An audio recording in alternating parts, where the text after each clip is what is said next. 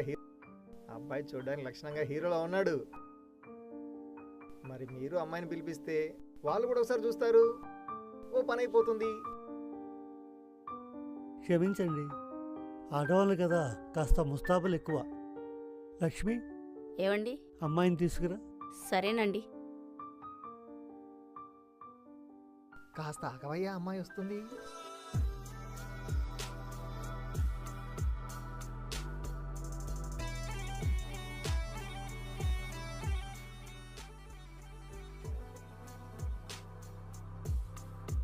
అమ్మా, నువ్వు కూడా ఒకసారి సిగ్గుపడకుండా అబ్బాయిని చూడమ్మా.